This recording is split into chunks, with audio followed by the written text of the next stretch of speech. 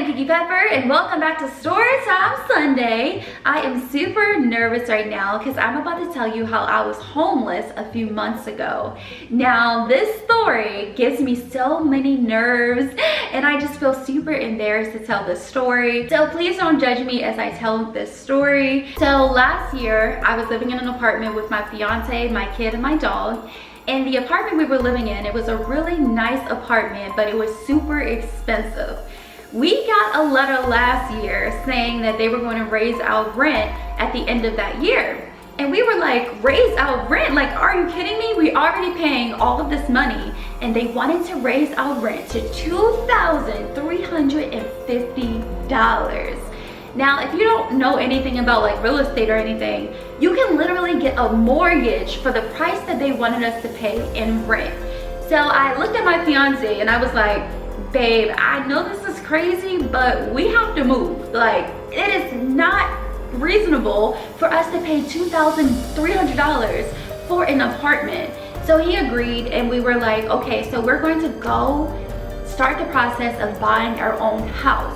Now, we weren't really thinking too much because we didn't realize that it was still a pandemic and there wasn't that many housing options on the market. So we ended up telling the leasing office that we were not going to live there anymore and we had to find a place to live. So we ended up moving in with family. So I thought it was really cool and everything was going to be fine because, okay, at least we were living with family. When our lease was up, we ended up moving in with the family, and it wasn't like they lived in a small house. They lived in a big house. They had 4 bedrooms that they weren't using. They even had a basement that no one was using at all. So I kind of felt really comfortable with moving all of us in there. So we moved in there, everything was perfectly fine, y'all. It was just like something that we needed, happiness and joy and just family and my son growing up around family. It just felt so perfect. So we got married November of last year.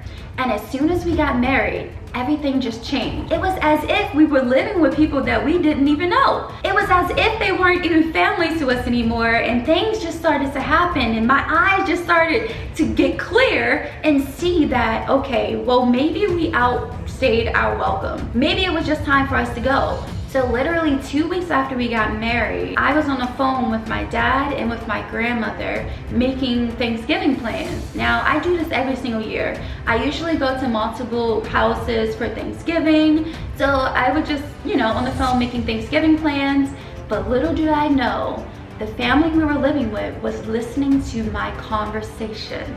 They were literally watching me from the corner, staring me down and listening. As I'm making these plans, they're in the background just telling me, no, you can't go. No, you have to ask my permission. This is the first time ever as an adult that someone told me that I had to ask permission to do anything. But I still was on the phone, still trying to make these Thanksgiving plans and, just continuing on. But the whole time I'm getting side eye and getting like mean looks and stuff, and I'm like, okay, let me hurry up this phone call so that I can get off the phone and they can stop listening to what I'm saying. And everything that I was saying, they were making it a big deal, so I just wanted to get off the phone.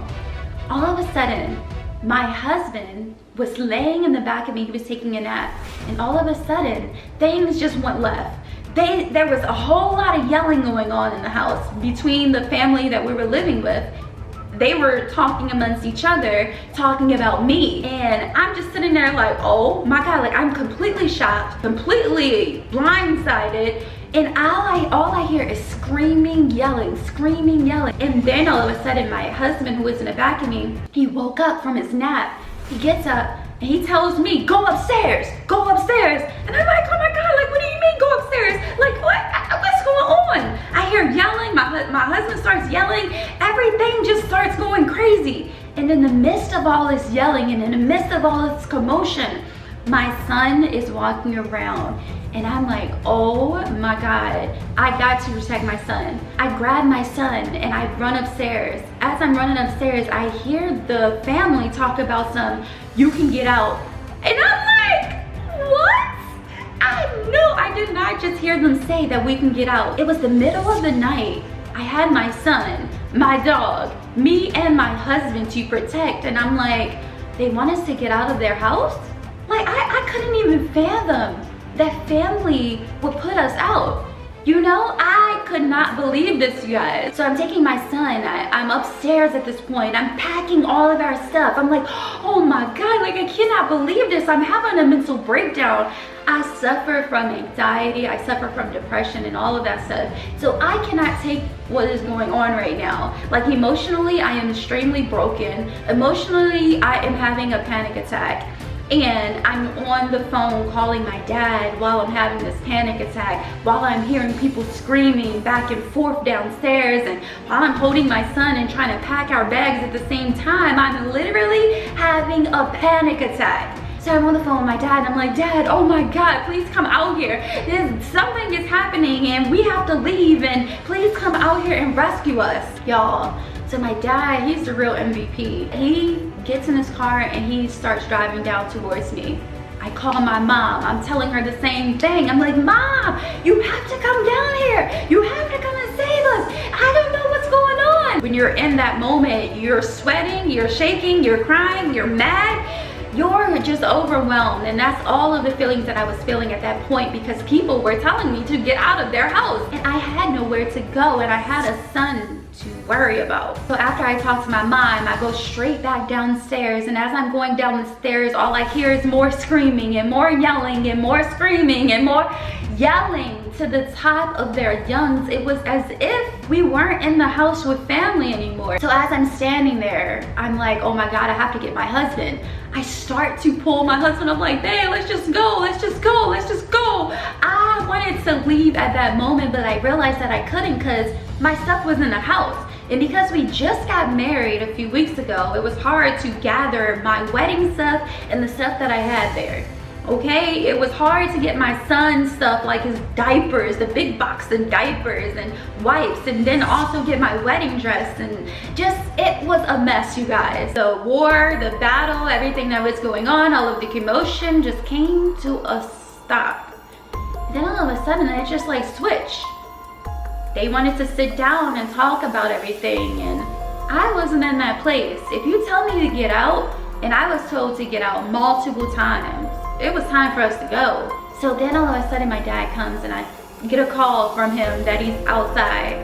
I open the door to see my dad and I'm just like relieved, you guys.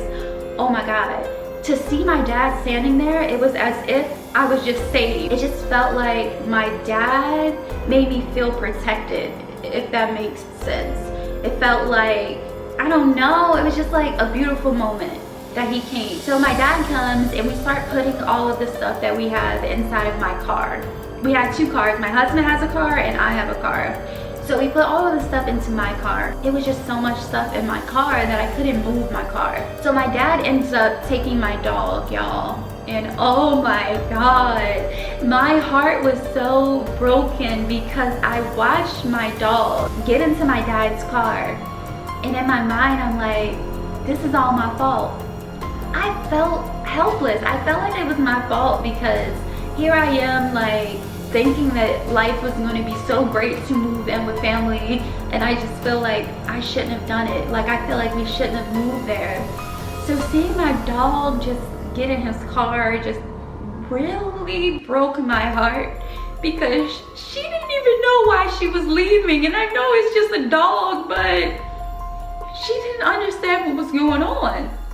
And as a dog, you can tell that she was very overwhelmed. She was upset because of the situation, and now we're throwing her in a car to go somewhere that she don't even know where she's going. So I'm just like so sad for my dog. My dog leaves with my dad. My dad gives my dog to my mom, and everything is fine with my dog. So my husband and I and my son, we get into my husband's car. I booked us a hotel room for a whole week at the time, and I didn't know how long we were going to be staying in this hotel. So just having this hotel room made me happy.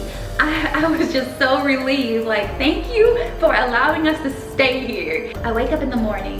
My husband still had to go to work, even though we just went through the most craziest thing of our lives. Even though we have nowhere to live and we're living in a hotel, my husband still has to get up and go to work. So he leaves, and me and my son is in the hotel room by ourselves.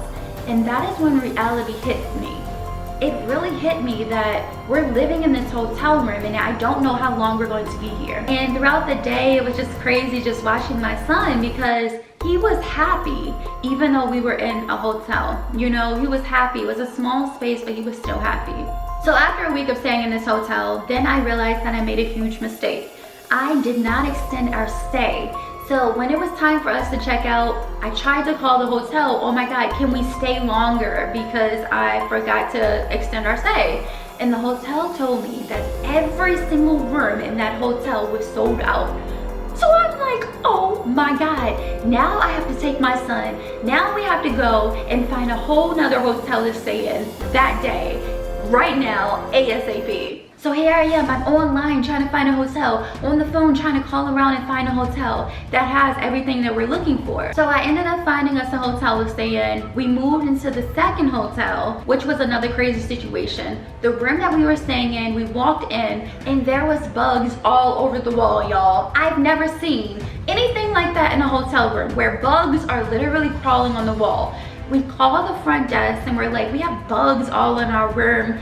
I don't know what's going on. Can someone come up here? The guy tells us to go downstairs. So we go downstairs, we show him on my phone that there's bugs in our room. And he tells us that it's okay because of the trees outside of the window. That's where the bugs are coming in. So he ended up giving us a brand new room on the level above us. We go and we're like, okay, let me take our stuff again. We pack all our stuff up. We go to the room upstairs.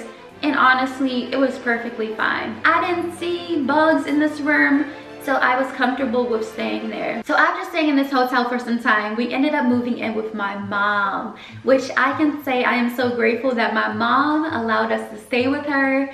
And I feel like so much stress was lifted off from me once we were able to move into my mom's house. So after staying with my mom for some time, we finally was able to find a house.